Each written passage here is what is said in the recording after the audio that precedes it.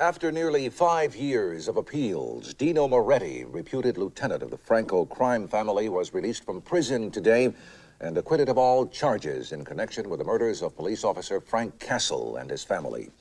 Moretti has long maintained his innocence and claims he has no idea who is responsible for the 125 mysterious gangland murders, often attributed to a shadowy figure known as the Punisher, which have occurred in this city over the last half-decade. Okay, let's all go. Let's go.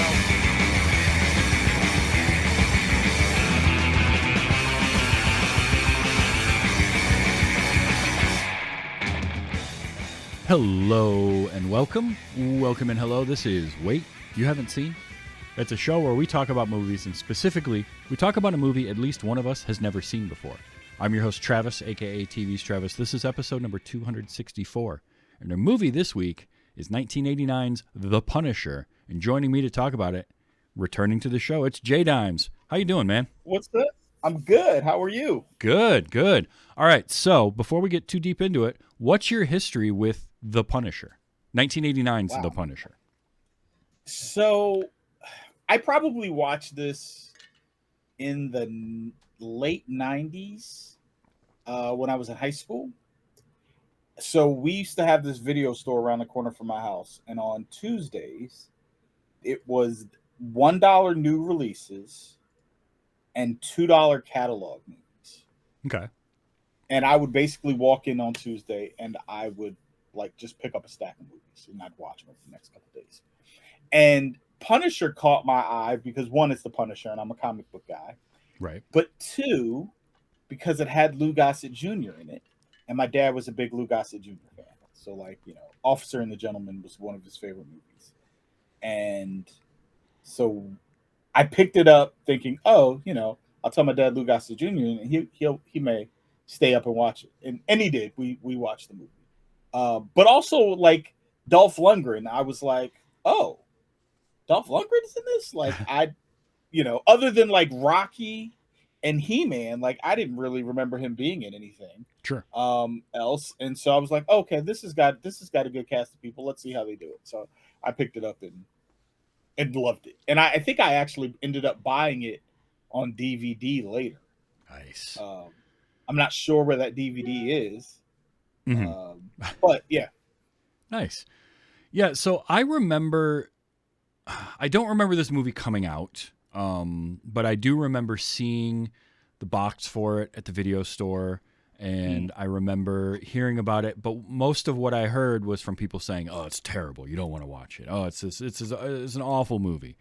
And so it kind of was one of those that was like, it just never made my radar to like sit down and watch. And I didn't have a friend of mine that was real into it, so there was nobody that's like, dude, you got to watch this movie and all that. And at the time of, say, the early 90s, like, my movies were going to be Batman 1989. They were going to be, Batman Returns, Teenage Mutant Ninja Turtles. So I just didn't care. And I knew the Punisher as a character. I'd seen enough comics to know who the Punisher was, but I wasn't super into the Punisher at the time either. So I just sort of didn't care. And then it became, I never saw it. And I sort of fell victim, kind of like last week when I talked about Last Action Hero, and I sort of fell victim to the prevailing idea that it was a bad movie, and then I just never watched it. And like last week, I'm kind of sad that I never watched it because I had a good time with this. It isn't as bad as people have said it is at all. There's a lot. There's a lot going on here. Now, what I will say is, for me, of the 4 versions of the Punisher that we've had on the live action screen, between the Thomas Jane movie, the Punisher Warzone, and then the Netflix Punisher series, and this is going to be number 4 for me in that list. But like, I think this is number 3 for me. Okay. So I definitely want to dive into that, which we will do later. And the main reason for that for me is I have a little bit of connection to, like, it's just I'm sure part of it is when I saw this, having just seen it now and having seen the other ones beforehand. But it's not perfect. So it's the story of Frank Castle. If you're familiar with comics at all, Frank Castle was a former, I can't remember, in the comics, is he Marine or is he Army? In the comics, his original telling, he is a Vietnam era Marine vet. Okay. So, he's in the military, then he becomes a cop. His family is killed after witnessing a mob hit, and he goes vigilante. And he started off as a villain in Spider-Man comics, and then became sort of the anti-hero. His timing was perfect because it was mid to late 70s when he debuted. I want to say it was like 77-ish era. That sounds about right. And it's kind of perfect for that anti-hero movement because he shows up as a villain, and within 10 years, Wolverine, Venom, and all that kind of stuff and those anti-heroes are becoming more prevalent and more popular, and he's a perfect version of that. So he becomes this Marvel anti-hero, gets his own comics and all that, and the rest is history. It is a bit of a touchy subject to some people, the Punisher, based on sort of the co-opting of Punisher iconography by certain groups these days. Which, I mean, even Marvel themselves have kind of tried to distance themselves from. And this movie did that a little bit. They changed the logo. Yeah. Which, okay, I'm curious, what do you feel about the logo change in the comics that they did recently? I wasn't a big fan of it. I like the skull. I will say that they at least wrote a story that explains it, of why it looks different. And there was a fair amount of backlash because I think originally they were just going to get rid of it altogether. Like they just weren't going to use a skull. Yeah. And then I think they kind of read the room a little more and decided to just do a different variation on the skull. And it has to do with him leading the Hand, right? If I remember correctly. Yes. Yeah. So he becomes kind of the leader of the Hand, and the skull changes, and they add some horns to it and make it a little more almost demonic looking. But I also get the outside of the storyline reason for doing that as well. But I'm with you in that I kind of didn't like it at first because there's a certain just iconography to a comic. It would be like changing the S on Superman's chest. Yeah. Or any of those. It would just be it's just weird. So I'm glad that they didn't completely get rid of it. That's actually one of the things about this movie that I think hurts it in the long run is it's always a balance you have to do when you're adapting a comic book to another medium, especially film, especially live action film, of how do you do the character justice on screen without it looking completely ridiculous, right? Late 90s, early 2000s, X-Men era, like the first Bryan Singer's X-Men, that kind of era, they were doing the black leather. And while that becomes very much a product of its time, I get it at the time because it would have been really hard to sell Cyclops in a blue spandex suit with gold, yellow straps and buckles on it, which is what he's wearing in the comics at the time. Although my argument for that would be they've done it with Superman since the beginning of time. Superman has that kind of weird looking costume. Yes, but then you think about the Zack Snyder Superman stuff, and they muted all the colors. They toned them way down, so it was a darker blue, a darker red. But I feel like they could have done that with X-Men. I mean, listen, this is a whole separate digression.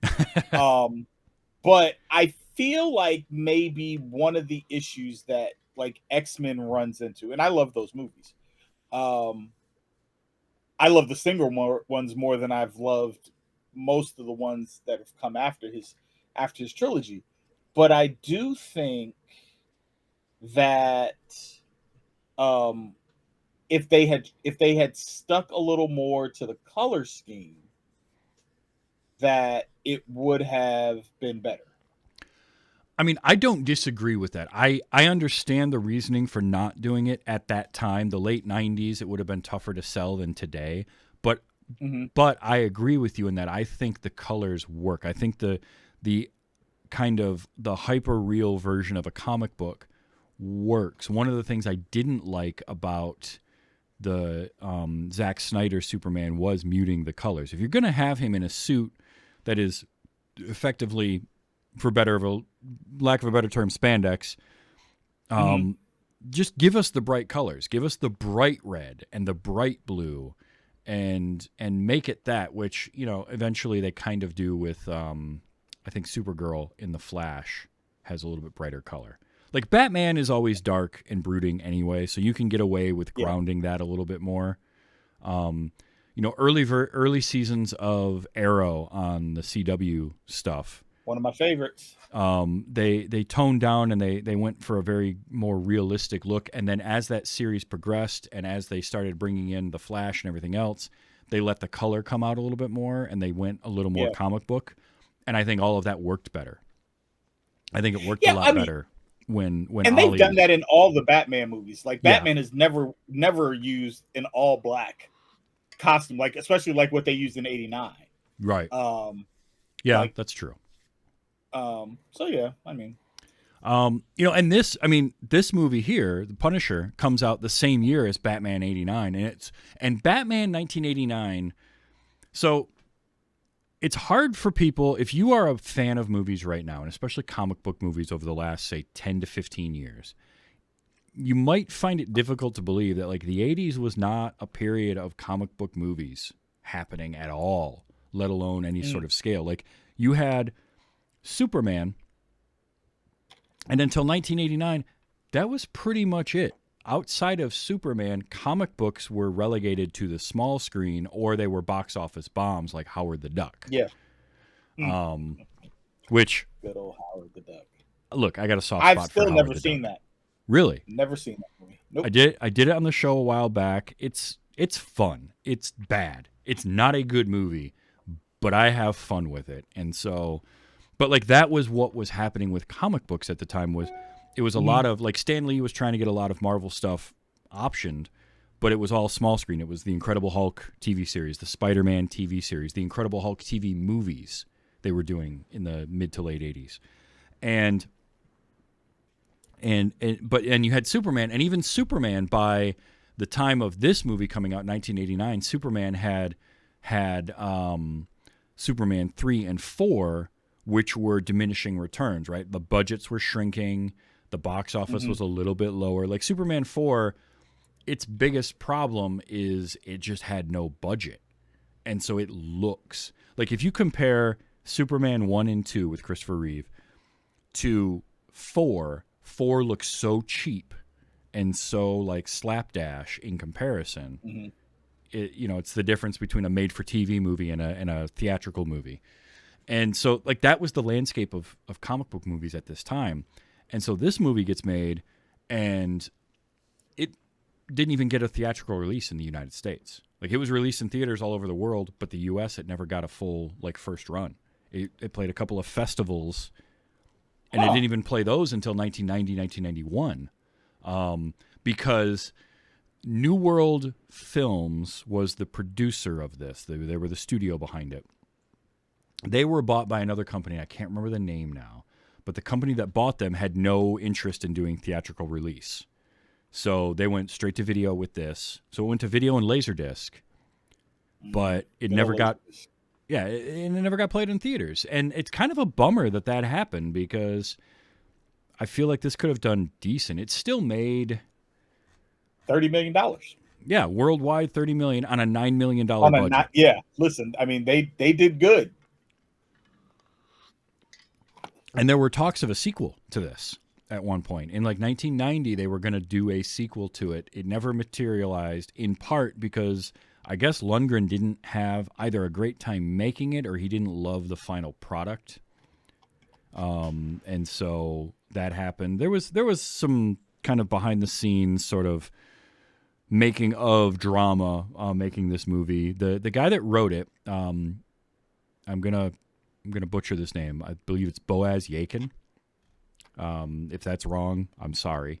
But he was the writer of this. This was the first script he ever wrote or has credit for, is this movie. After that, he did a Clint Eastwood movie called The Rookie in 1990. He wrote that. He wrote, what else did he write? The sequel. I remember The Rookie. Yeah, I remember The Rookie coming out. He wrote the sequel to From Dusk Till Dawn, the second one, Texas Blood Money. He wrote Now You See Me. Hold on. Because Robert Rodriguez is one of my favorites. Mm-hmm. He and Tarantino. I've never heard that there was a sequel movie. From Dusk Till Dawn? Oh, there's like 3. Because there was... Well, so I've seen like those other, like, but this one that you just named is a new name for me. Like, oh, really? What was it called again? From Dusk Till Dawn 2, Texas Blood Money. Came out. Oh, okay. So it wasn't Dusk Till Dawn. It was just, okay, you said Texas Blood Money. I hadn't heard that part. Okay. Yeah, so that one came out in 99, and it stars Robert Patrick. And it was co-written by Boaz Yakin, who wrote The Punisher. Okay. And then he also did Now You See Me from 2013, the movie with the magicians heist movie. That was him. Yeah, I like that movie. Like he's done a few things. He wrote and directed a movie that came out in 2015 called Max, about a Marine dog. I remember seeing trailers for this. He was a military dog, and then it's got Thomas Hayden Church. He gets adopted by a handler or something. But this was his first movie, and then the director of this was Mark Goldblatt, and Mark Goldblatt only directed 3 movies. He directed Dead Heat in 1988 with Joe Piscopo, which was kind of a B movie. It's got Treat Williams and Joe Piscopo, where a cop is killed investigating a strange case of resurrected corpses. And then his partner and a pathologist resurrect him. Like, it's this weird, goofy 80s action B movie. Okay. So Mark Goldblatt directed that. He directed The Punisher, and then he directed one episode of Erie, Indiana. But he is best known as an editor. So as an editor, he has edited films like Starship Troopers, True Lies, The Last Boy Scout, Terminator, Terminator 2, Predator 2, like Commando. I mean, Rambo. He's edited a lot. He knows how to edit action. So bringing in somebody like that to direct this movie kind of made sense if you think about it. Yeah. And I don't think this movie suffers from direction necessarily. I think if I had a gripe with The Punisher, my gripe is that the script is a little too overstuffed. There's a little too much in there that they could have trimmed down, consolidated, because Frank Castle, we don't have an origin story. We're not getting the origin of how he became the Punisher. He's already the Punisher. He's been the Punisher for 5 years. Right, yeah. So I appreciate that, because I do like storytelling that just gets right into it. But he's been the Punisher for 5 years. He's going after people for killing his family. They kind of changed the circumstances of how his family died a little bit in this from the comics. That was one thing I noticed, was I kept waiting for them to be in Central Park doing the picnic thing, and they didn't do that. But I'm fine with that. Whatever. That doesn't really bother me. But he's going after the mob, and then I think my other problem was, like, you've got the mob characters and Frank's going after them, but then we introduce the Yakuza as well. And now and like the Yakuza are taking over, so Frank's got to team up with a mobster to go after the Yakuza, which doesn't make any sense to me. really if you know like that character. Right. So that's where like that was my main issue with it. I think overall I had a really good time with this movie, but it just felt like they kind of packed too much in, and storylines got like I didn't like. Okay, so when we open up that first mobster that comes out of there, Moretti, I think his name is. He comes out of the courthouse. He's been acquitted or exonerated or whatever, and it's a great scene where he's coming out of the courthouse, and I captured some audio from it. I'll play in a little bit. And he talks about, you know, like showing the Punisher what punishment really is and all that. But then he's immediately killed off in the next scene, and he's kind of inconsequential. Like he doesn't really matter because then we just bring in another mobster to replace him. Yeah. In Johnny. So it's like, I probably would have mixed, again, kind of consolidate a few things. Combine the Johnny character with Moretti. So Franco and Moretti can kind of be one character instead of two, and maybe he survives the first attack. Yeah. And kind of move on from that. Although I did find it interesting that they have an attack on a house with Frank Castle to start off the movie, because Punisher Warzone did the really similar thing where Frank goes after a mob house. Right in the beginning. So that was and the cool. Thomas Jane one does it too. They just don't do it at the beginning. They do it. I think that's the end sequence of the movie. He goes after the house. Yep. So you had that, and like the Yakuza stuff again is interesting, but I feel like it's just too much. Like either start with that or don't have it at all. But they sort of they bring that in partway in, and then because of the way they did that, we have no idea why this Yakuza boss, why she does anything she does. She's just evil for the sake of being evil. To the point of like kidnapping the children and selling them into child slavery, I guess, and like all of that. Well, I don't think I was worldly enough to think about this when I saw the movie originally. Sure. But now going back, like I wonder if it was like, was it a stretch for stereotype, right? Like we didn't really want to make the American mob really seem like the bad guys, so we put it on like the outside foreigners, like because you almost feel sympathetic for the mobsters for a lot of the movie until maybe the very end, when you're just like, oh, now you're just gonna be a dummy. But like they get their kids taken, like they're like the enterprising businessmen who are being attacked by foreign interests. Like we don't really experience the mob characters in this movie as being truly like bad guys. Yeah, that's true. Like they're really used as like kind of cannon fodder for the Yakuza, which I think is an interesting way to frame it. But and again, I think if you start with like the Yakuza are moving in and the mob is scared and they almost have to turn to Frank in order to help them take out the Yakuza, I think that's a compelling way to do it. I just think they missed that part by not starting there. They stuffed a little too much in. It's sort of that have your cake and eat it too, trying to do a little bit too much. It's like all the stuff. So Louis Gossett Jr., as we mentioned, plays Jake. It's Jake, right? I've got it here. Berkowitz. Yeah. Listen. How does Lou Gossett Jr.'s character end up with the last name Berkowitz?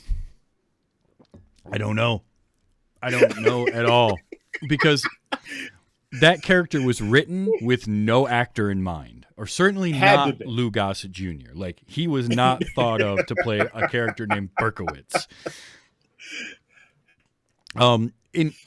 What was interesting to me too is I kept waiting. Like I knew this was an early adaptation of a comic book into film, right? And so, but I still was kind of waiting for like, I remember the Teenage Mutant Ninja Turtles in 1990 had a lot of really good allusions to the comic that started the TMNT franchise in it. And I kept waiting for stuff like that. And then I find out afterwards, like, Frank Castle is literally the only comic character in this movie. Everyone else is basically created for it, including Berkowitz. But then they get Louis Gossett Jr. to play him. And look, I'm going to say this right now. He's probably the best thing in this movie. Like, Louis Gossett Jr.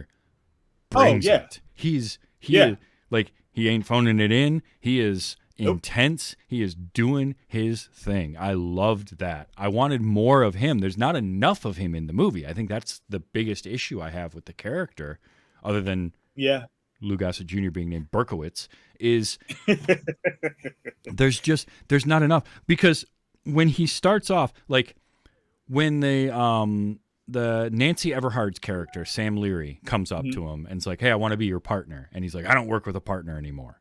Immediately, I know, cool. So Frank was his last partner. And that's why he's so intent on finding him. Like, it's so cliched. But at the same time, I'm like, but I want to know, I want more of this. Like, I want more of sort of that backstory and all of that stuff that's going on, because the scene of them when they finally capture Frank, when he turns himself in later on, was great. I loved that moment. Let me ask you a question, Travis. Yeah. Because I don't feel like before that conversation, was there any other discussion of the fact? Oh, no. Okay. No. I know where it was. Because I was trying to figure out, had they said any time else in the movie that Frank was a cop, but they say it when the criminal is walking out of the courthouse. Yeah. They mentioned that, okay. Yep. So that's the only time. And then the next time we get any mention of it is later on. But, like, it's so obvious in that first scene with Berkowitz that, like, okay, no, Berkowitz was his partner, and that's why he's dedicating his time to it. And it's sort of, in the comics, they ended up having the character of Martin Soap, who was kind of Frank's guy in the NYPD that Frank worked with a little bit. And I don't know if Soap was created based off of kind of the Berkowitz character or not, like which one came first. I'm not sure about that. Yeah. But I loved that idea of, like, here was a guy who was Frank's friend, who was his partner, who was like a family member, because a cop and his partner, they're almost family, you know, especially in movies. And he says that. He's like, when he talks about the wife and kids, he was like, they were my family too. Yeah. Like, yeah, exactly. And to have that happen and to have that break, and then that's the thing, because the movie was so overstuffed, and then you, on top of too much plot, you got action sequences you've got to do. You lose a little bit of that character development that I'd like to have. I think if you trimmed down some of that extra plot elements, you could have given more time to Frank and Jake and their backstory and sort of what worked between the two of them. Because I think the more interaction you have with Louis Gossett Jr. and Dolph Lundgren, I think the better. Because I didn't think Lundgren was bad, but he could, and his acting be from, because this is only like the, fourth movie he had made? Fifth movie, maybe? I think he had done, maybe. He had been in the Bond movie, A View to a Kill, but he was just kind of a side part in that. Ivan Drago, and then Masters of the Universe and Red Scorpion. So yeah, this was basically like the fifth movie that he made. And his acting between Rocky IV, Masters of the Universe, and this, you can see his acting getting better. You can see him becoming a little bit better every movie, but he's still a little stiff in parts here. He's still a little wooden.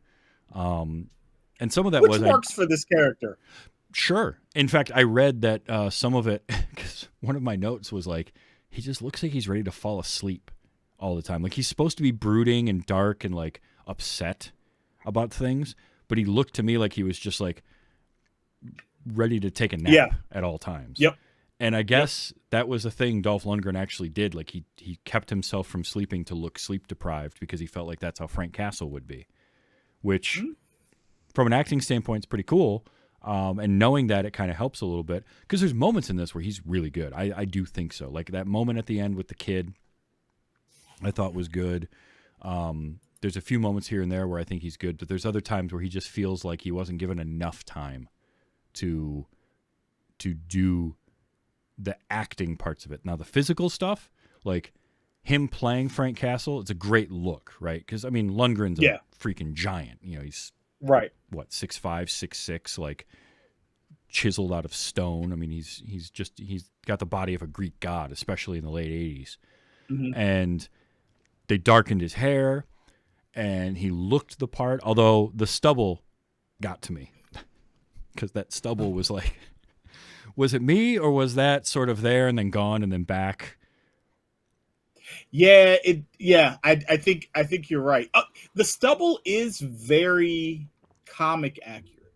Like it is. Most times when you see Frank's face in the comics, you can like they allude to like him having like a 5 o'clock shadow, like pretty permanently. Yeah, dude would have 5 o'clock shadow at like 9 o'clock in the morning. Like it was. Yeah.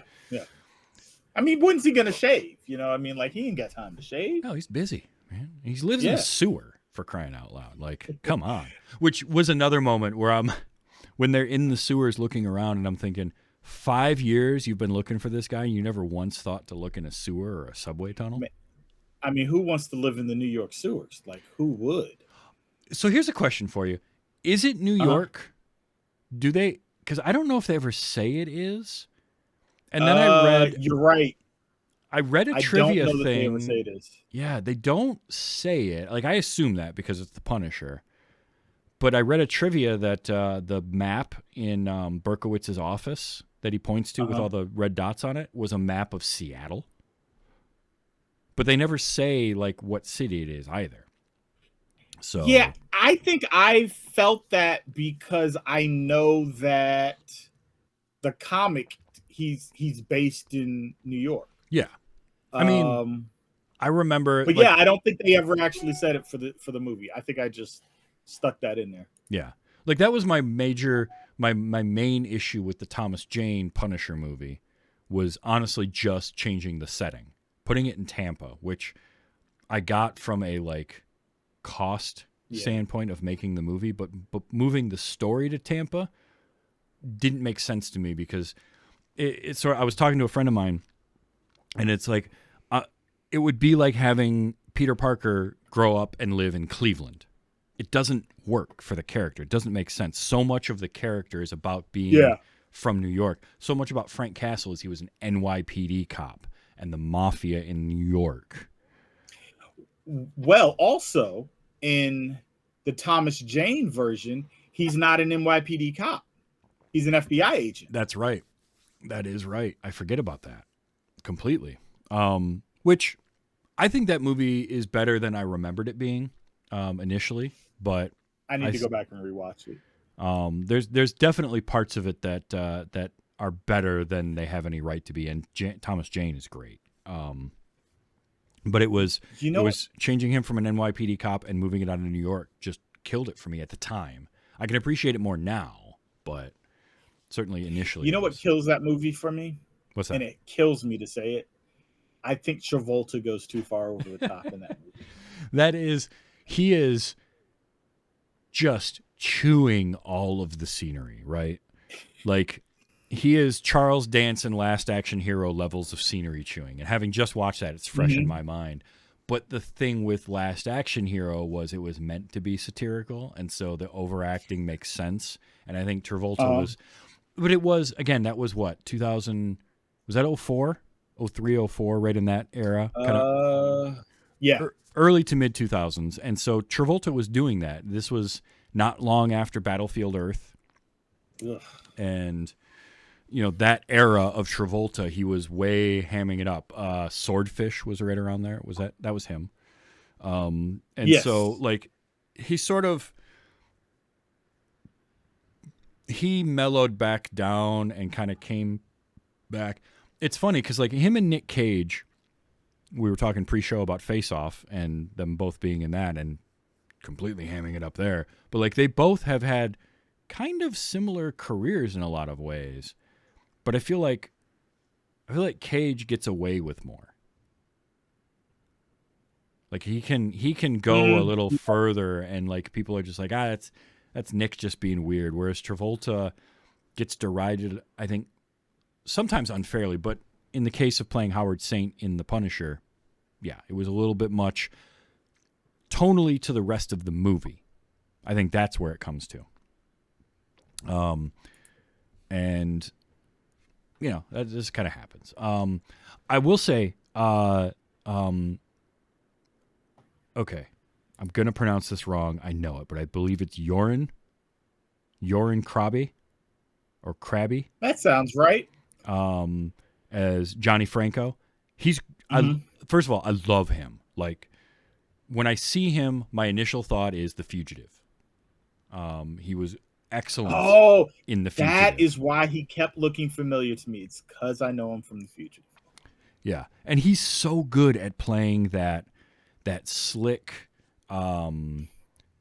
well-polished bad guy, right? That because he's from the Netherlands, so he's got that European look and sound to him, but that Dutch accent kind of can fit for just about anywhere in Europe.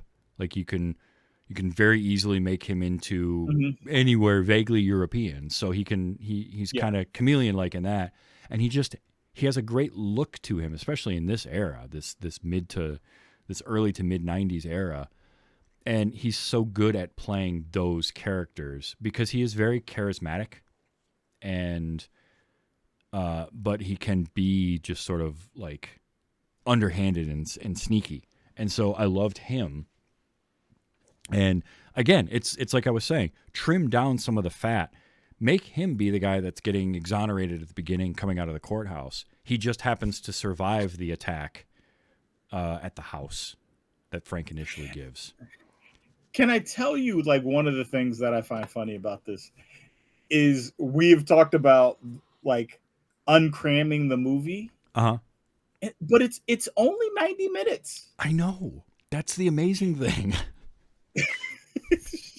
Like it's so much stuffed into 90 minutes because you've got Johnny Franco. Maybe if it had been 2 hours, it might. If they had stretched it out across 2 hours, I don't know. Yeah, I mean, also I don't know what the appetite would have been for a 2-hour movie back when this came out. Yeah, that would have been a tough sell for a 2-hour action movie at that time. Yeah, because I mean, this is the era of Bloodsport and Kickboxer and Steven Seagal. Bloodsport. Yeah. This is the height of all of those, and like 90 to 100 minutes was your tops. If you went beyond that, you better have a real good reason. And I don't know that they could have kept the pacing, because that is one thing. This movie never really bogs down to me. It keeps its pace pretty well for having so much crammed into it, story-wise. Yeah, no, that's true. Because you've got the mobsters versus Frank. You've got the Yakuza versus the mobsters. You've got the Yakuza taking the mobsters' kids, kidnapping them. Frank having to like save the mobsters' kids. Mm-hmm. Frank versus the police. Frank getting captured by the Yakuza, getting out of that, and then turning himself into the police, getting out of there with the help of the mobsters to go after the Yakuza to get the mobster's kid back because there's one kid left. Like, that's a lot in a 90-minute movie. Can I tell you something else about that scene when he turns himself in that bemused me a bit? Sure. This guy's killed 125 people. They've been looking for him for 5 years. You finally get him, and you let Lou Gossett's character go into that room by himself, right? And Frank's not restrained. Exactly. Like that would never happen. I mean, look, there's a lot of this movie that would never happen, right? Like, yeah, well, that's true. Frank turning himself in the first place, but yeah, that was one of those. I was just like, okay, that's pretty silly. But I'm gonna suspend some disbelief. It's a comic book based movie. I think one of the things was this was an era where I'm trying to think of the first movie, probably the first Spider-Man, Sam Raimi Spider-Man, that really embraced like, hey, this is a comic book. We're going to make a comic book movie. Because prior to that, you had everything trying to adapt it, but in a way to make it not feel like a comic book. Like even X-Men, Blade in 98, all of these were trying to take... And look, sometimes it works, sometimes it doesn't. Like I think that first Blade movie is such a brilliant adaptation to take it off the page and put it into film. And like Blade crawled so that Deadpool could run, right? Like we don't get... Deadpool doesn't happen if Blade doesn't come first 10 years earlier or whatever it is, 15 years earlier. But we had this obsession at one point with like, we need to distance ourselves from the comic book roots of it. And I think what you do is you do that, but you do that in parts. Like, for instance, I think that Dolph Lundgren casting as Frank Castle, good in this movie. I think he looks the part, right? You want Frank Castle to be big, to be intimidating, imposing, and look tough. And Dolph Lundgren does that. I think having Frank Castle in what looks like more sort of tactical gear or even sort of a mix between SWAT team and biker gang worked. Yeah. Because at the comics at this point, he was wearing effectively spandex with a giant skull on it. But he also had the white gloves and the white boots. Yeah. Which, let's be honest, that's a silly look. Yeah. For your hardcore, like, I'm just going to kill everyone that's guilty kind of guy. It's pretty goofy to have him in bright white. Wearing. Yeah. So I loved everything about the look of Lundgren in this except for the lack of any skull anywhere. Like, he should have had something. It was on the knives. It was on the knives, but that was it. Like there should have been something on the jacket or a shirt, or you could have had him have like a skull tattoo underneath there. Would have been a cool look.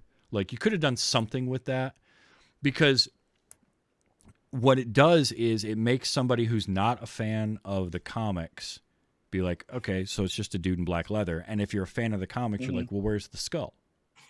Where is it? That's true. So I would have done something with it. Something beyond just the skull at the end of the knife hilt, which was a nice touch. I did like those. But I mean, outside of that, like the look, the leather jacket, all the harness straps and the leather pants, the biker boots, the bike itself, I thought was a cool look.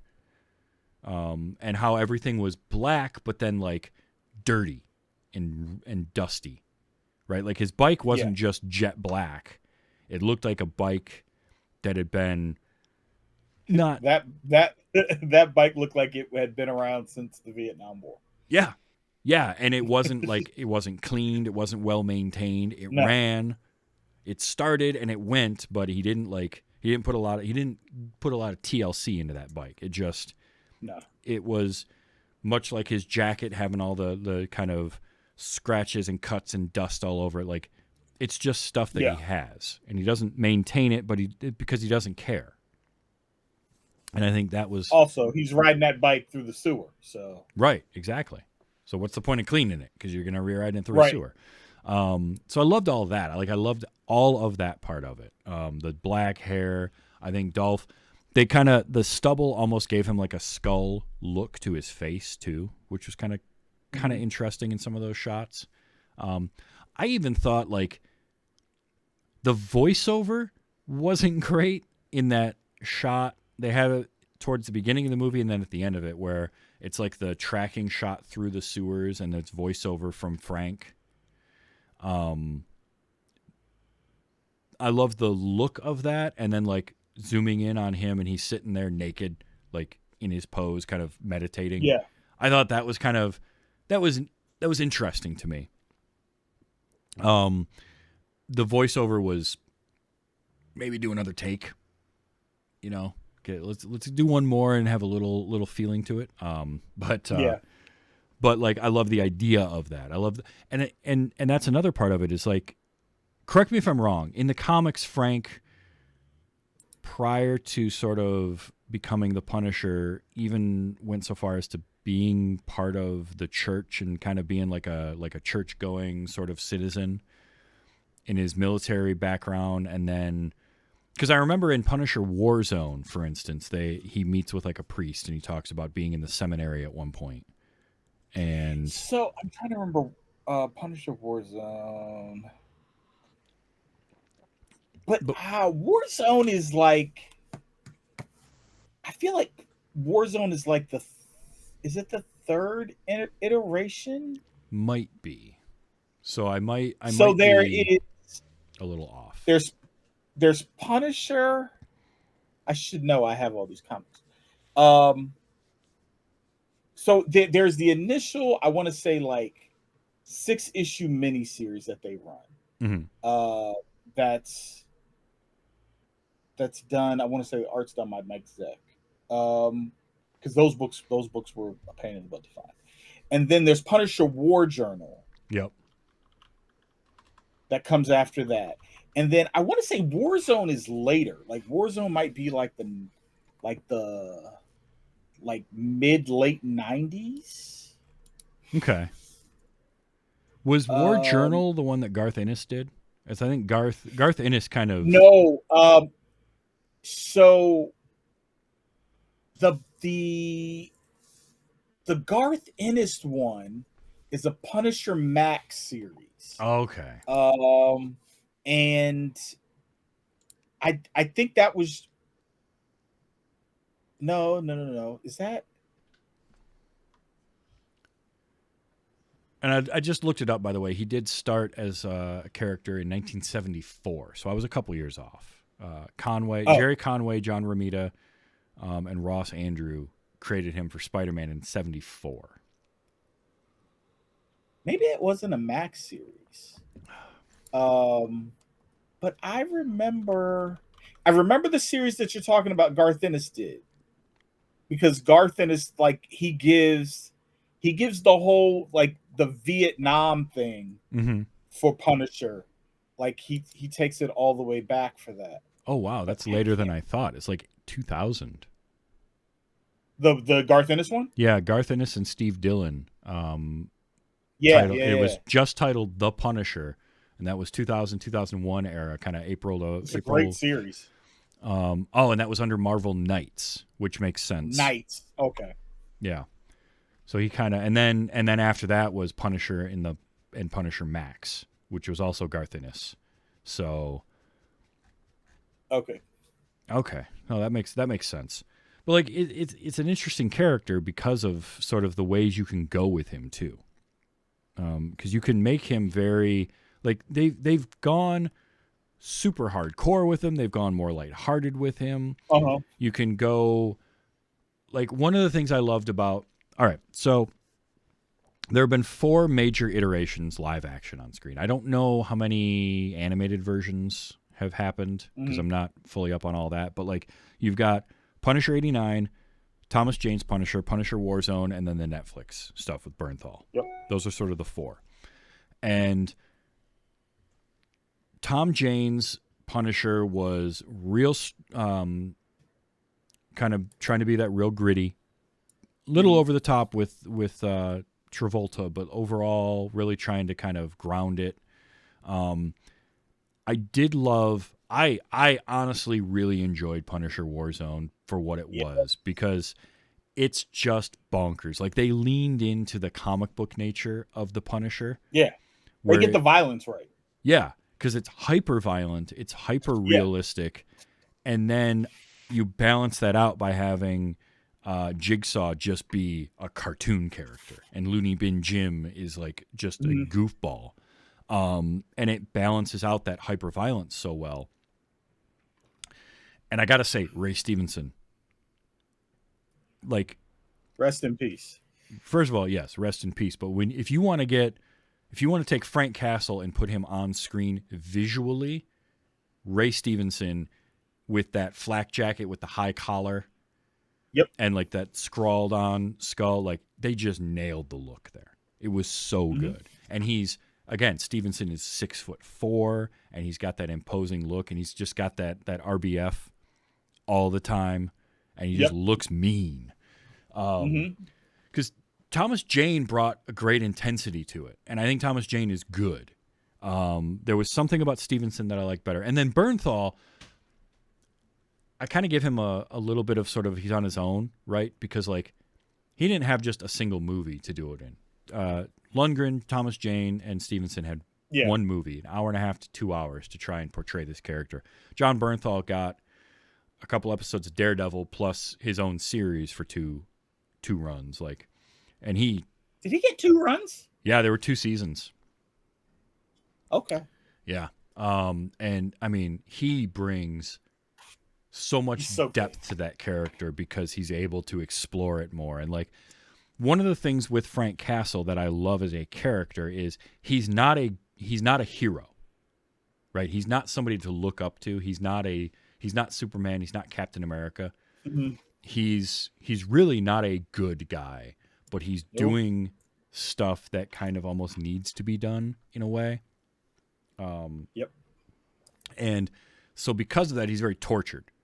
And I thought Stevenson did a great job with that in certain aspects in Warzone with, like, he kind of hated what he had become, but he also knew it was necessary to get what he wanted done. Thomas Jane dove into that a little bit.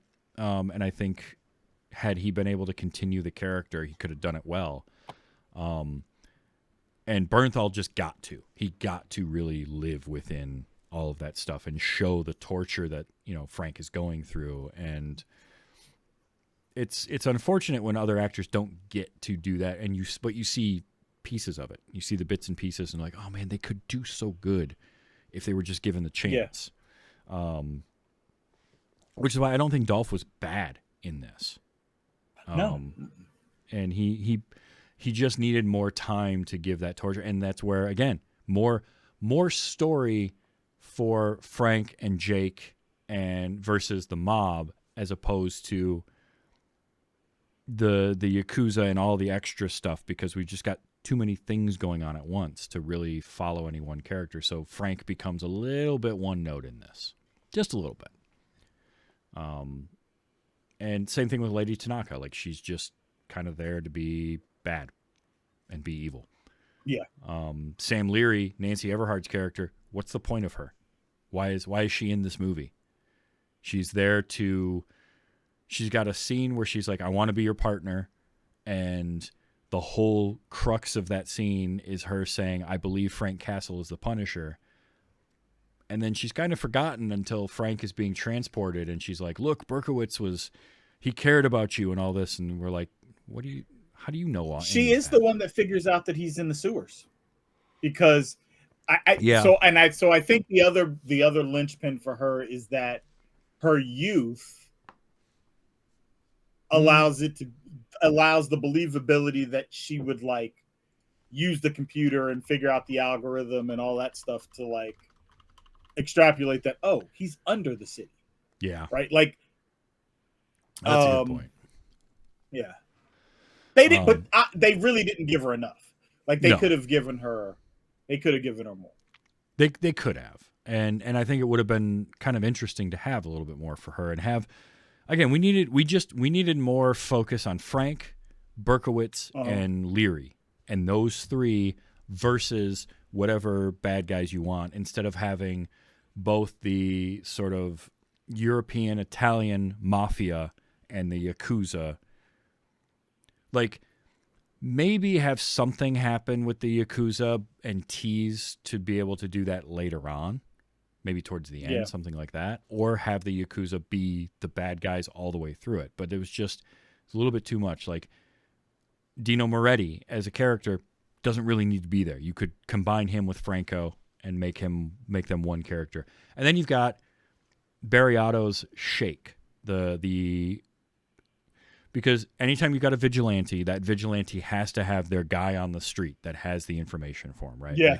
Like Sherlock Holmes had the Baker Street Irregulars, the kids that ran around and could collect information for him. All your vigilantes always have to have those couple of guys. In the Netflix produced Marvel stuff, it was Turk, who is easily my favorite character of those series. I love that he shows up in all of them, but like Turk was great because he was that low-level criminal, just kind of like, yeah, I get guns for people, but I never really do anything that bad. Like, he was great, and it was just cool to have that connective tissue tying everything together. But like, you always have that character, and in this, it's Shake, played by Barry Otto. What was his deal? Why did he speak in rhyme? Because he was an actor? It was so weird. I thought they were trying to tell us that like he had a mental issue. I would have bought that. I would have absolutely bought it. Because the thing about it is, like, we meet him in the bar, and then he gets thrown out of the bar, and he meets with Frank. And that first scene with Frank, when he meets him, it's almost like he doesn't know who Frank is at first, but then he does. And Frank like lured him with I love the little radio controlled pickup truck with the bottle of whiskey in it. That was clever. That was cute. Yeah. But like, he doesn't. But then the next time we see him, he's speaking in rhyme for no reason whatsoever. He just is.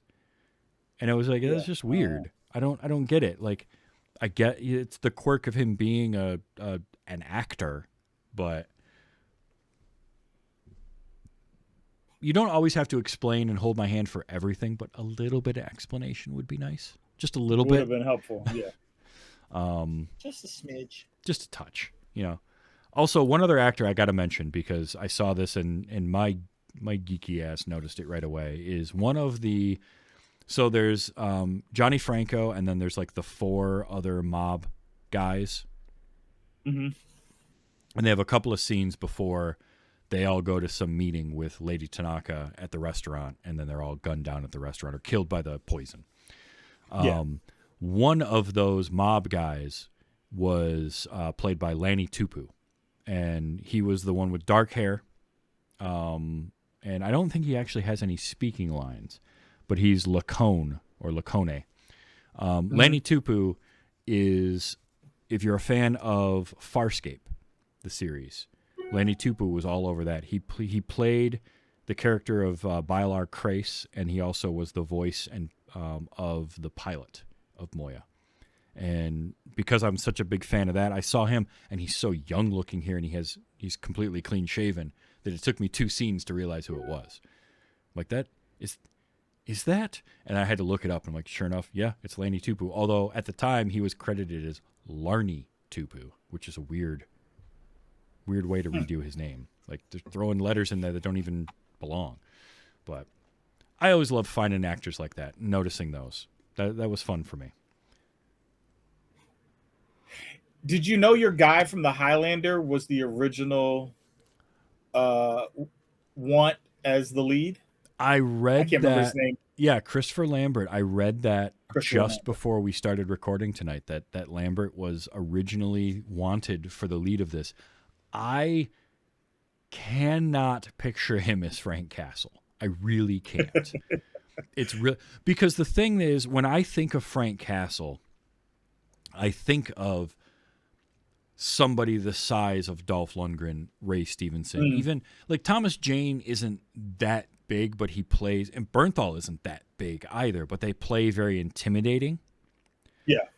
And like John Bernthal plays up like he's very, like he weighs more than he does. You know what I mean? Like the way he moves. It's sort of like, I talked about this with friends of mine when I first saw The Dark Knight Rises. One of my things I mentioned was like Bane as the heavy in the movie really felt like that, because the way Tom Hardy moved around and carried himself, he had all that bulk and that weight, and you felt that when he moved. And I feel that with John Bernthal when he's playing Frank Castle. He feels like somebody who, you know, even if he's not that big, it's like he's a mason and he's been working with, you know, or a carpenter or something, been working with his hands forever, and you just know, like, if he punched you, it feels like a cement block hitting you. And Lambert, I love Christopher Lambert. I can't see him in that because his intensity is a very different type of intensity. I can't picture him as Frank Castle. It's just it didn't make sense. I read that and I'm like, that doesn't make any sense to me at all. I can't see that, other than he was popular enough and probably within the price range they could afford. That's fair. Although weirdly, all the names I saw that were supposed to have been Frank Castle for this movie are all European actors. Why is that? For a character that's supposed to be, U.S. Marine, NYPD cop, and all we can think of it'd be like having Rocky, like making a Rocky movie, and this all American down on his luck boxer, and we're gonna cast somebody from Russia to play him. Well, I think some of it may have been that at the time when you thought of action stars, especially for a role like this, you probably think, oh, Schwarzenegger. That's a good you want point. somebody big and powerful, which might lead you to looking, European, Eastern European. You're not that far off. Is Thomas Jane American? Yes. What about Stevenson? Ray Stevenson is not. Ray Stevenson's Irish, I believe. Yeah. You're not that. That's a good point, though. If you think about, let's look at, say, 84 to like 94, and your action stars at the time, even in U.S. movies, Schwarzenegger, Stallone, but then Van Damme was a big action star. So that makes sense. I could see that. Yeah, you bring up a good point there. And even Lundgren. Lundgren was becoming an action star at this point, between being Drago, Masters of the Universe, which bombed, but it was at least known. Red Scorpion. I got to go back and watch that again.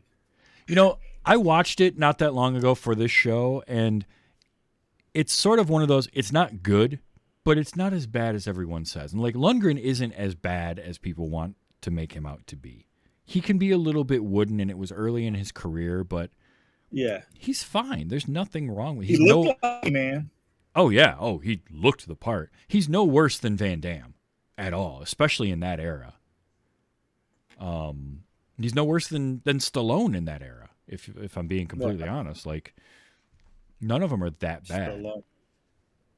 So funny enough, if you watch the Expendables movies, one might argue that Lundgren's acting is better than Stallone's in a lot of those scenes. By the time of the Expendables, absolutely. Like, that is one of the things, watching his career over time, because you look at him as Ivan Drago in 1985, and then realize that 10 years later he was the street preacher in Johnny Mnemonic. The same guy played both of those characters. Yeah. And the street preacher is so different from Drago. And you saw I do enjoy seeing, when we have a problem as movie audiences of pigeonholing actors, right? We think you think of your big burly action stars as like, that's all they can do. And we talked about last time you were on with Copland, like Stallone acting. Like, Stallone acts the hell out of that movie. And he really came into his own and that kind of stuff. Lundgren, or the current version of Dolph Lundgren, I would say, is somebody like a Dave Bautista, who when Big Dave started in movies, he was playing a lot of the same characters, and he wasn't known for his acting, but he wanted to be known for that. So he took roles like Sapper in Blade Runner 2049, and these roles that aren't necessarily what he would normally be cast as. Lundgren, I feel like, kind of went that route in some ways. In other ways, he did. Like, Showdown in Little Tokyo, straight up action movie. A lot of the stuff he did, a lot of the direct-to-video stuff he did. But he kept working on his craft, and he got better, and he got more natural in front of the camera. And when I see him in things like, and this was the first technically second comic book thing, because Masters of the Universe was before it. But like, if you look at comic book based properties Dolph Lundgren has been in, Masters of the Universe, The Punisher, he ended up doing Arrow for a few episodes. He was Konstantin Kovar in the Arrow series, which I liked. He shows up in Aquaman as King Nereus. Like, you know, he's got a range of stuff that he has been in. Plus, you know, going back to some action roots and doing the Expendables movies, which I loved him in those. Like, I loved him in that first Expendables. And he's got the greatest... He doesn't have it, but it's Eric Roberts' line about him in the first Expendables movies cracked me up. Where he talks about, like, seeing just a giant in the room. Because... Oh, yeah. Just Dolph Lundgren in the same room as Arnold and or Sylvester or all these guys, like you get the realization of how big certain people are and how small other people are in Hollywood. Yeah, because Dolph is just a freaking giant. But I didn't love him in this, but I didn't dislike him either. I thought he was good. I just feel like maybe he needed. I don't know if there was some changes made to the movie midway that maybe didn't jive with what he was going for, or what. Yeah. Because there's moments in this where he's fantastic. Like, I love that last moment with the kid when he's had the fight with Johnny and he's shot Johnny, and then the kid grabs the gun. And again, like, it's real good. And he turns to him and he basically tells him, like, go ahead, do it. You need to do this now. And like that whole moment, there's a lot of there's emotion there that I felt was really good. There's just other moments where it's like he's missing stuff. But then he can also be funny when he's getting tortured and he's just got nothing but wisecracks. Who sent you? Yeah. Batman. I love that. It was so good. So, you know, there's that kind of stuff too. And I didn't mention this earlier, but I got to mention the music. The music in this movie is pretty good. Like the score was, I kind of want to find that score and listen to it a little bit more, because this is an era where scores were meant to be memorable. Mm-hmm. And I really enjoyed that. Who did the music for this? I'm trying to remember now. I'll find it here in a second. But they did a great job making something that was pretty memorable. I just had it. Music. Dennis Dreith did the music. Not a name that I know, but it's a good score. Yeah. No, I don't know that name either, but it's kind of like, I don't know Ian Baker as a cinematographer, but I thought the cinematography for this definitely looked as good as any other kind of action movie of the late 80s. It felt right in line with, I mentioned Bloodsport earlier, or like a lot of your Steven Seagal type, Above the Law, Out for Justice, those movies. Like, it feels like one of those visually. On top of being definitely R-rated, definitely bloody, not terrible by today's standards. But for 1989, pretty bloody. So, yeah.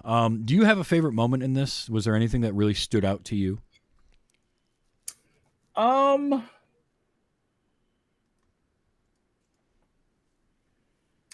do really like the fight scene at the end when Frank is fighting the adopted daughter. I can't remember what the... Oh, yeah. They say her name, but it's like no one really... She doesn't have any... I thought that was a pretty good fight. I enjoyed that. Oh, she's just credited as Tanaka's daughter. Oh, wow. Yeah. So there you go. Well, listen, they didn't give her anything to say either. So no, they didn't.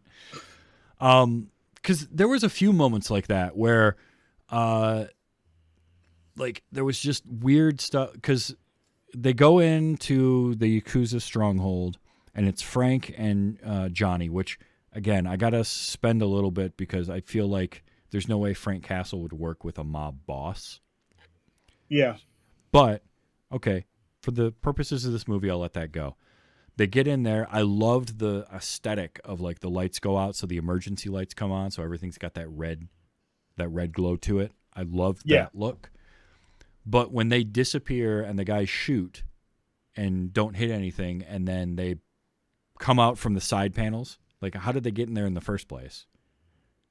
How did they disappear like that? All right, sure, whatever. And then when Frank takes the one guy out and then pulls out the butterfly knife and stabs the other guy through the wall, like, why did that guy just stand there and wait to get stabbed? Was one of my notes. Like, why? I don't know, but who cares? Yeah, he did it. This is very much okay. It's very much an 80s action movie, and you can tell that if for no other reason than nothing, bullets or knives or anything, touch our main character, our hero, unless there's a plot reason for him to get shot or stabbed. Yeah. Which is like straight out of Commando, right? Commando is one of those where, like, it doesn't matter how many bullets are getting shot at Arnold in Commando, nothing touches him unless the script says it's supposed to. And I always that always cracks me up. And that definitely happened here, because there's so many times where people are like 10 feet from Frank, firing off from a semi-automatic or an automatic weapon. Don't touch a thing. So, yeah, it's fine. I don't mind. It's silly, but it's silly in a fun way. Because I think, end of the day, that's what I really enjoyed about this movie, was it just had a cool look to it. Like, it had that gritty late 80s generic kind of action movie, but I dug that. So yeah, no, it's a good flick. It's a shame that it's not really available anywhere. That is the bummer of it, right? Like, we found it is available on YouTube. There's a couple people that have uploaded it there, which is nice. And it's decent quality. So that's great. No, I was quite surprised at how good the quality is. But yeah, I've got to go back and see if I can find my DVD. It's either in the binder of all the DVDs that I don't watch anymore, because DVDs don't look great, or it is still sitting at my parents' house over the TV. So I got to figure that out. I had a note that the police captain that shows up in that one scene with Lou Gossett Jr. and tells him, like, Frank Castle's officially dead, that guy. He made me think of Jason Robards, but like the wish.com version of him. If you're not sure who that is, look him up. You'll know who I mean. You'll recognize the face even if you don't know the name. He's been in a bunch of stuff. It's just what he reminded me of. I'm trying to think of the yeah. It's not a whole. Oh, okay. So I captured some audio. There's some audio we got to listen to, because it's weird. There's quips in this movie, but it's not like a quippy movie. But there's some good moments in there. For one, while I talked about how Dino Moretti as a character kind of could have been combined with Johnny Franco, the actor playing him, Brian Marshall, there was something with his voice that felt like an FM radio DJ, like a drive time DJ voice, almost too good. And so I had to capture, like, when he first walks out of the courthouse and the reporter comes up to him and is like, "How do you feel?" And he responds with, "It feels great." It feels great. Like, it felt like a voiceover. There was some ADR in this that I also captured. That was something else. But I got one more Brian Marshall, and it's just the way he says 1,000 yards, which, again, ballsy move by a guy who, for all intents and purposes, should probably know that the Punisher is real and coming after him, and he's just gotten out of prison.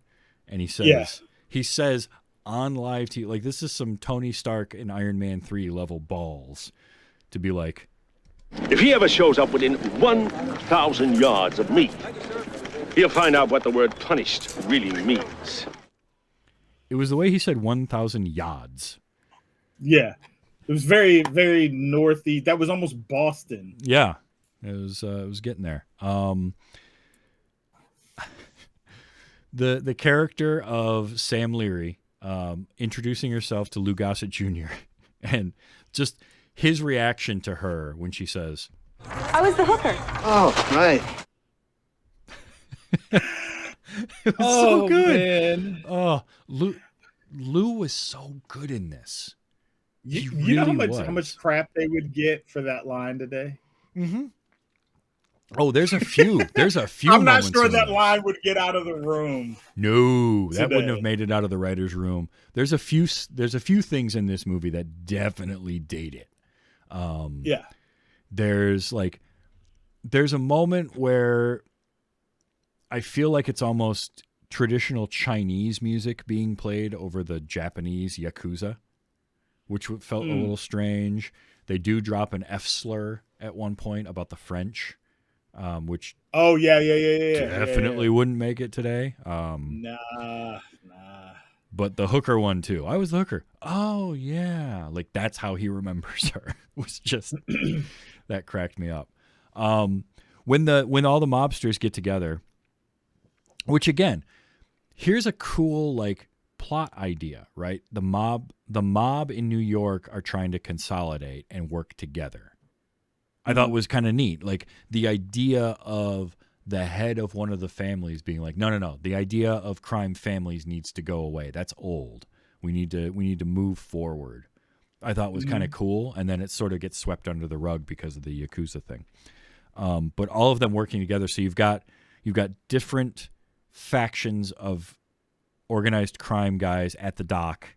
And of course they're all going to butt heads, right? Right. And they're arguing. And then the one guy says, There's $500 million out there, assholes. Cool out. Cool out, which Yeah. did anyone ever actually say cool out? I've never heard that before. I don't think so.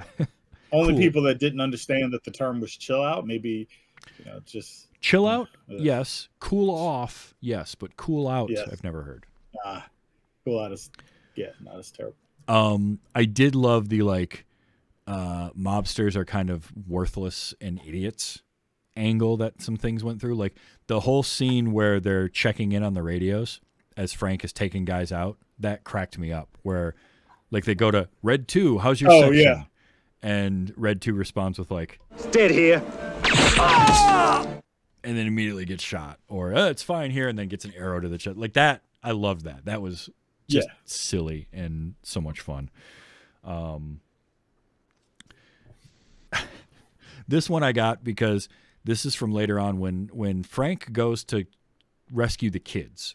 So he steals a bus, he drives the bus to wherever he's going, and then he goes inside the building. Somehow knew where to go, which was impressive. He had a lot of surveillance. I had a note at one point, like, how does he have a bug in the room with all the mobsters? And if he has a listening device in that room, what does he need the out of work actor for? To feed him information. But he steals the bus, he gets to the building, he goes in after the kids, and the kids are being moved from one room to another, and Frank shows up, kills the two captors, and then immediately tells the kids, It's all right. Don't be afraid. no, if I'm those kids, I am deathly afraid. Nothing about this is good. Like, at all. Yeah. On For top, sure. like, I've been kidnapped. I'm being taken somewhere else, and then the guys that are taking me there get shot by a 6.5-foot giant with all sorts of weapons on him. I'm gonna be scared. Yeah, no, for sure. Him getting tortured. This came before that, but him getting tortured and just Who sent you? Batman. So in this world, Batman is a fictional character. I like it. Yeah. I'm actually surprised nobody got sued behind that. I kind of am too, if I'm honest. It was pretty ballsy to do that at the time. But I think this came out. Batman was summer of '89, so they would have been in production about the same time anyway. But yeah, it's pretty funny. I loved Frank's getting tortured. He's on that stretch machine, right? He somehow manages to undo the wing nut with one hand, which is impressive amount of strength, and get himself out. And we have him put the other guy on the rack. Yeah. And he's stretching him out. And then for whatever reason, that guy was wearing bright red high heels. Yeah. I didn't get that. Yeah, I didn't understand what that was about. maybe that was like one of those Game of Thrones, like somebody didn't clear the scene correctly before they started shooting, and they were like, "Oh, we're not reshooting." Something I don't, but I love that. And then when he's leaving, or no, this isn't Frank. This is later on. This is when they have Berkowitz. That's right.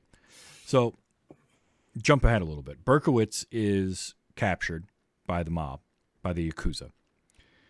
And he gets out of that by telling the guy he's got to take a leak. And the mobster's like, all right. And he undoes the cuffs. And I love the line of, is there an IQ test for this job? Like, how smart are you? Yeah, and then he just takes the gun from him. But I love the end of that scene where he's walking out, and then the other guy, the other mobster, comes walking in with, Hey, man, I got the pizza. like, dude, if you didn't want pizza, you could just have said so. You didn't have to beat the crap out of him. Right. But the best part about that is the guy's walking in with the pizza box, like, hey, I got the pizza. Berkowitz just beats the shit out of him and then reaches down, grabs a slice of the pizza, and is eating it as he walks out of the room. That's my favorite part. He's like, I don't care where this pizza came from. I'm hungry. Yep. I'm gonna eat it. It was so That's good. fair. Yeah. Oh, yeah. That's fair. I liked this line. This is towards the end when Frank and Franco, so Castle and Franco are riding up in the elevator, and he puts the key in because they need that key to go to the 41st floor. And he looks at Castle and he tells him, There's a limit to revenge. Well, I guess I haven't reached one yet. there's a limit to revenge. And that makes sense in the context of this movie. Like, Frank has basically taken out everybody that killed his family. He doesn't really need to keep going, but that's part of who He's the going Punisher. to, though. Right, because that's the Punisher. Like, Yeah. it's sort of like in the Burton Batman films when they make the Joker the one who killed Bruce's parents, because Bruce becomes Batman due to his parents' death. When the Joker dies, he really should have been done with his whole thing. But by that point, he's so far down that road, he can't come back from it. And that's Frank. Yeah. Frank is so far down this road of punishing the guilty and deciding who is guilty that he hasn't reached his limit of revenge. So he's just going to keep going. And I enjoyed that line. I thought that was pretty good.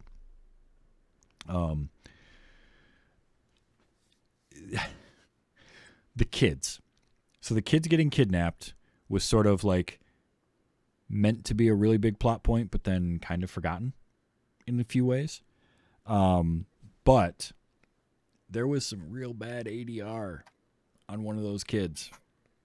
I'm sure you noticed it, but the one girl was very clearly ADR'd by like an adult. And I could not help but capture it because it's like Tommy is telling her to calm down, don't worry about it, and she says, "I'm not going to be okay. It's because of my father I'm here." That's clearly like a 30-year-old woman. Yeah, doing a child's voice, but yeah. Like, it's not even Nancy Cartwright doing the voice of Bart Simpson. At least Nancy Cartwright kind of sounds like a young boy, and so you can work that in when she's doing the voice of Bart. But that whoever did the ADR for that girl, and then later on they did the same one with, "I came back from my dolly." It's so bad. It's so bad, and it stuck out to me, so I had to capture that.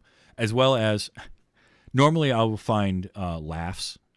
I love like fake stage laughs from people where they're overdoing it. In this one, we didn't have any of that, but instead what we got is action movie grunts.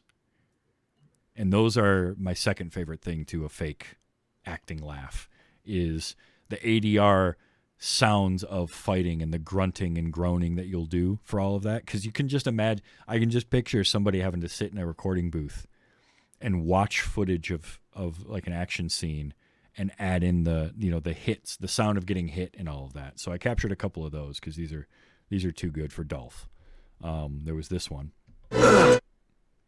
It's a little tough to hear because there's music score, but that listen to that one again. Or when he's getting beat up by the Yakuza at the carnival, like the fun house, which was a cool set, by the way, where they're like sliding down that slide and they surround him and all that, and then they're beating the crap out of him, and you hear stuff like there's something about that. I wonder if that was actually it's Dolph. very like old kung fu. It, like at least that snippet in like that freeze feels very like kung fu movie. Yes, and there was also this one.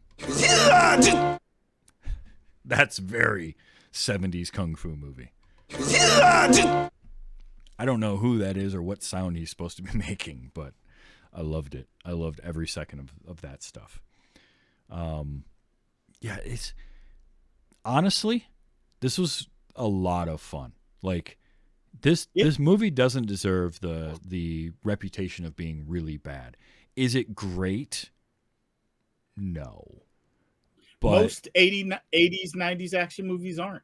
Right. Exactly. Like, I mean, you really think about it, they're not. Yeah, if you take it in a vacuum, they're not. And in that context, in putting it in context with something like a Commando, or like, it's not at the level of an 80s action film like a Predator. I think Predator had a polish to it that puts it a step above this, but this is in there. This is certainly up there with anything Steven Seagal did in terms of like the look and the feel of it.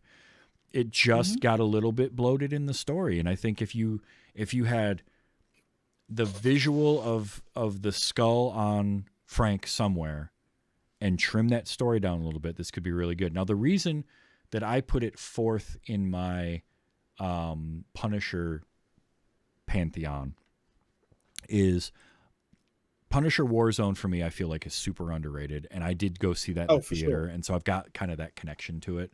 And I think the Thomas Jane Punisher was one that I didn't love at first, but has grown on me a little bit over time. I think it's another one that's not as bad as its reputation would lead you to believe. And because it had a little more budget and a little more behind it, and it also has about 15 years of action movie pedigree and sort of distillation, to where the action sequences, I think, worked a little bit better in that one. They were just more polished. And it's like looking at a Star Wars in 1977 and the way they could shoot things versus what you can do in 2017. The polish in something newer is probably going to be there just because you've got that much more time to refine it, and the people making it have had more time to learn and stand on the shoulders of those that came before them. So something like this is real good, and it fits into its era perfectly. It just Thomas Jane's, and then Warzone, and then finally the Netflix series just were able to iterate on that and refine it a little bit better. But that doesn't make this bad by any stretch. I would watch this again. Today, like right now. Now, you said you had it third in yours. What one would you put it above? I put it above the Thomas Jane one. Fair. Okay. Now, granted, maybe I need to go back and watch the Thomas Jane one again, but the Travolta really throws me off that Thomas Jane one. Yeah, it would be like if Johnny Franco or Dino Moretti or whatever was even more over the top than they already were. Like the stuff with Lady Tanaka in this borders on that when she's dressed as a geisha towards the end of it, but it never quite goes full on the way that Howard Saint was. So I can get that. That's fair. It's perfectly fair. But now in terms of if you look at Batman in 1989 as sort of, because you know how like movies will come along that have that watershed moment where that's sort of like the before and after this movie, right? Like Star Wars, sci-fi pre Star Wars is something, and then everything after Star Wars sort of made a difference. The Matrix is that, right? Everything pre-Matrix, post-Matrix, or Jurassic Park is another one of those. Like creature features before and after, or special effects driven movies before and after. So I feel like Batman 89 is one of those too. You sort of had Superman, and then there was about a 10-year gap, and then you had Batman, and then you've got another 10-year gap before, say, either X-Men or Spider-Man, in that range. So you're sort of pre and post Batman 89, and this fits right in there where it's like Batman 89, I think, is a better movie. I think it's just, and it had the benefit of more money behind it, more time behind it, a kind of a more focused direction. But what they were going for in this, I think they nailed pretty well. And I think that it's very enjoyable. If you can find it, and I will put a link to the YouTube video of it in the show notes for this episode. If you get a chance and you've got, it's an hour and a half long, so it's not like you're into it for a super, super long movie. It's fun. It's just know that it's an 80s action movie that happens to have a character named Frank Castle in it, and I think you'll enjoy it. Yeah. Yeah, maybe if you watch it and you don't focus on the fact that it's supposed to be a Punisher movie. Yeah. It may be an even better movie in that regard. I think so. I think that kind of not thinking about it as a Punisher movie helps it a little bit. But either way, I think it's worth seeing for anybody that loves 80s action. I think if you're an 80s action fan, this is worth seeing. I would say that. If you're not, if you can't get behind watching something like Commando, skip this one, because I don't think you're just not going to get enough out of it, because you're going to be spending too much. I think that's fair. Yeah. Like if you overanalyze your movies, which I've definitely been guilty of doing in the past, you're going to have to park your brain for this one, because there's moments where you're like, no, hold on. There's a moment in this movie that really the movie should have ended about 15 minutes in, when the first time when when Moretti walks out of his house and he's got the knife in his back and he falls down. This is after like all the explosions have gone on the first time in the house, and you got all the press out there, and then you see the silhouette of Frank and just barely see his face, and then he steps back into the house, and they're like, it's the Punisher, and then the house explodes, not just catches on fire, but the house, like there is no house left. Frank is dead at that point. Yep. Like just straight up, there is no more Frank Castle. He is dead. But because it's a movie, and because it's a movie based on a comic book, he survived that. No problems. Not a scratch on him. So I kind of appreciate the movie doing that right away, so that we can suspend our disbelief immediately. Like if he survived that, he can survive anything. So yeah, let's do it. But yeah, this was a lot of fun. I'm so glad you brought this up, because you mentioned this. You were like, hey, dude, have you ever seen the 89 Punisher? I was like, no, let's do it. Because, man, I don't need much of an excuse to get you on the show at all. And, no, I'm always game. Yeah, and when you bring something like this, I'm game again. And so this was super fun. Thank you so much for finally getting me to watch this damn movie. Hey, thanks for having me. Absolutely. Now, you've got a show, Joystick and Mouse. Yes. Remind people where they can find that. So me, my guy, and Don, Diddy Does Games, we do Joystick and Mouse every other week. We're actually recording tomorrow over on his Twitch channel. It's Diddy Does Games, and I'm sure Trav drop that in the notes.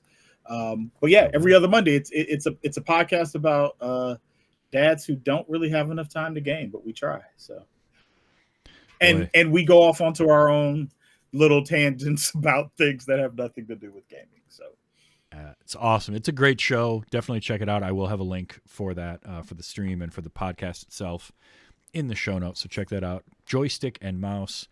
I've been trying to get Don back on for a little bit too. I gotta reconnect with him. Yeah. No, I mean, I know he has said he enjoys he enjoys doing this show. So Yeah, it was great having him on not too long ago talking about Aquaman. I got him to watch Aquaman, which was really fun. And we actually talked about maybe doing the second Aquaman. Because I haven't seen that, and he hadn't either. So, oh yeah. But yeah, yeah. When y'all watch that, let me know. I'm interested to see your opinions. sounds good.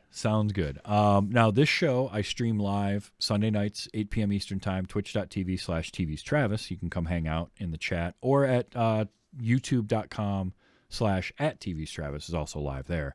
Then the show comes out as a podcast on Wednesdays, all over anywhere you get your podcasts, including a video version on YouTube as well. So definitely check that out. Next week, I've got Ryan Estrada coming on, and we're going to talk about The Hudsucker Proxy. It's a Coen movie that I haven't seen, and I just did Blood Simple a couple of weeks ago.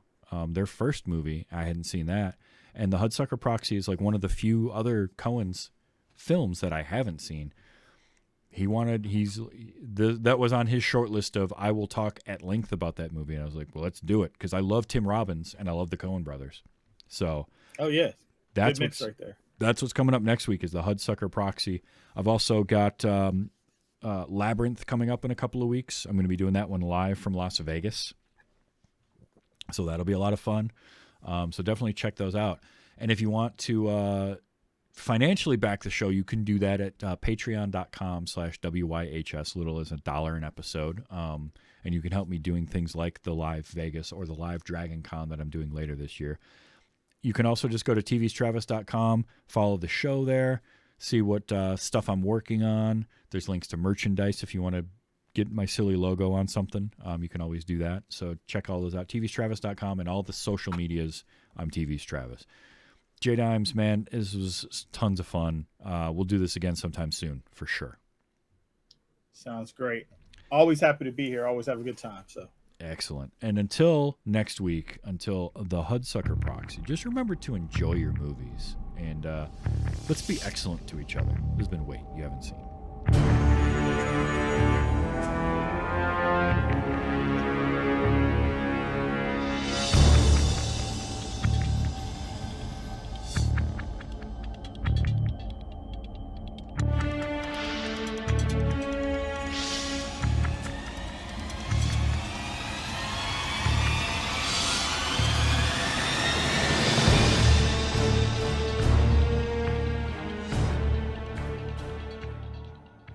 I gotta take a leak.